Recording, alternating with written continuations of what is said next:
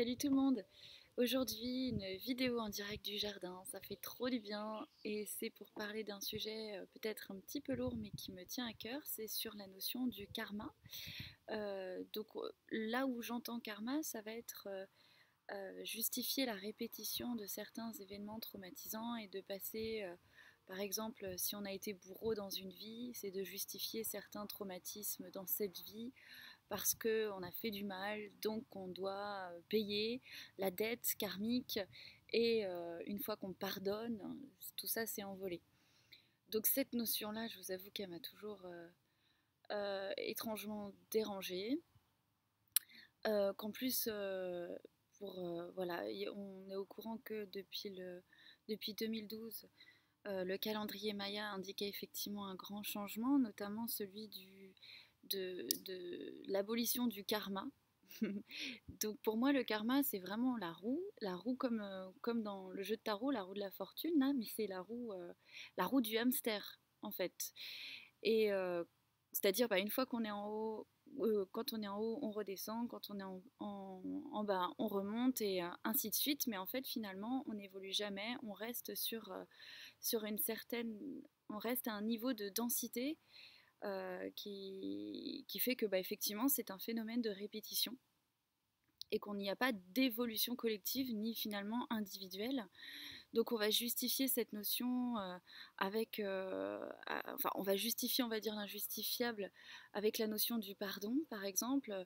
Imaginons voilà, une jeune femme qui s'est fait violer dans cette vie, on lui dit ben oui, mais dans une autre vie c'est toi qui avais violé, donc pardonne à ton agresseur et puis en gros tout est réparé. Sauf que là on fait du christianisme en fait quelque part, c'est soit martyr, soit victime, et là bah tout est effacé.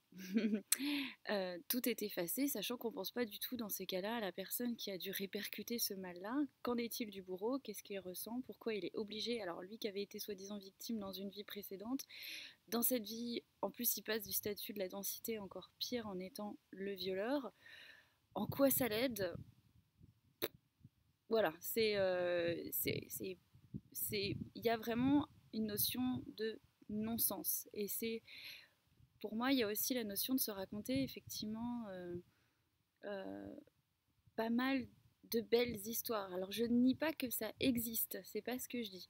C'est juste qu'il faut que enfin, qu'à mon sens, et ça n'appartient effectivement qu'à moi, je considère qu'on doit sortir de cette logique, de cette justification pour aller justement plus haut, pour sortir de cette roue karmique. Parce que si on cautionne encore ce genre de choses, on alimente cet égrégore qui pour moi est une manipulation, on va dire, de la densité, de la couche vraiment purement matrice 3D. Pour moi, c'est un système, la roue du karma, qui est très judicieux, qui en gros est établi par une certaine volonté obscure, qui est de pouvoir, d'avoir le dessus sur le collectif, et pour avoir le dessus sur le collectif, il faut empêcher l'élévation. Empêcher l'élévation, c'est la roue karmique. En quoi ils sont autorisés, entre guillemets, à faire ça? C'est, bah, ça respecte les lois de l'univers. L'univers, il aime l'équilibre. Donc c'est voilà, plus, moins. Et donc, vu que ça respecte cette fameuse loi de l'univers, c'est comme un jeu qui a été autorisé. Donc, on peut pas se.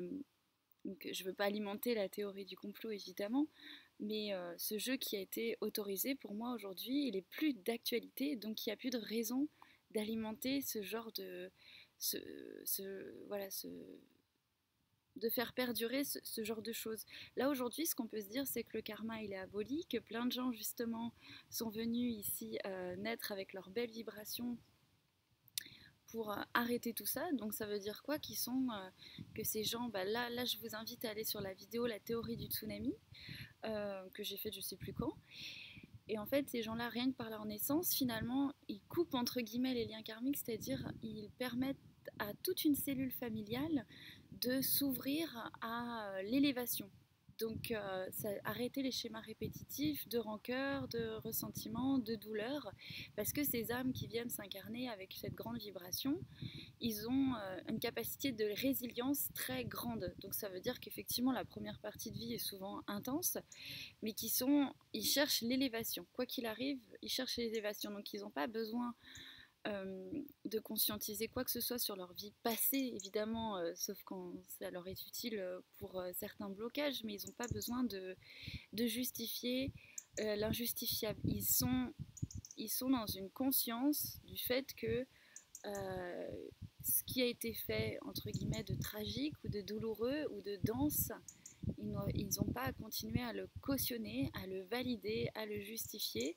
Et c'est pour ça qu'on parle effectivement de grands changements, d'élévation des consciences, voilà, toutes ces choses qui nous laissent pressentir que l'humanité change, évolue, et qu'elle va vers quelque chose effectivement de plus lumineux. Alors évidemment, ça passe aussi par une phase de chaos, dans le sens où quand la lumière, elle fait son travail, elle met tout en lumière, dont l'ombre. Mais ça, c'est pas... voilà, il faut pas s'attacher à ce genre de choses, c'est juste une période de transition. Donc pourquoi je parle de ça? Parce que euh, il y a beaucoup de gens qui vont se culpabiliser avec leur vécu d'aujourd'hui, qui vont imaginer qu'ils ont, étant donné les circonstances de leur première partie de vie, ils ont sûrement dû être odieux, horribles, faire des choses atroces, et puis peut-être que certains leur ont dit des choses comme ça, et ça va encore plus les faire entrer dans un phénomène de culpabilisation. Voilà, ils vont encore plus culpabiliser. Et c'est justement tout le commerce, on va dire, des religions qui utilisent la culpabilité pour désancrer les gens. Ça vide la culpabilité, ça vide le plexus. Et en fait, ça a créé effectivement un phénomène de désancrage aussi, manque de foi, etc. Et on est toujours obligé de replacer notre foi à l'extérieur, donc utiliser des pouvoirs environnants pour ça. Euh, donc pourquoi je disais ça que oui, du coup, ça fait ce phénomène de culpabilité, et en plus, ça rejoint une égrégore, en fait, déjà hyper présente, qui leur dit, cette égrégore, on va dire, on peut l'appeler enfin, l'égrégore du karma, qui leur dit t'as dû vraiment être quelqu'un de mauvais, voilà, pour avoir tout ça, alors que pas du tout. C'est effectivement, on est dans, on va dire, il y a la couche, voilà, il y a plusieurs dimensions, plusieurs strates vibratoires, et que la plus dense, effectivement, répond à ce genre d'environnement. Mais si le collectif décide de ne pas choisir cette densité, et de s'élever à quelque chose de plus haut, donc d'arrêter de cautionner, etc., et de ne pas effectivement alimenter ça, automatiquement, ça fait monter des personnes dans une élévation et une liberté. Une liberté où comme le calendrier maya l'indiquait, 2012, il n'y a plus rien d'écrit.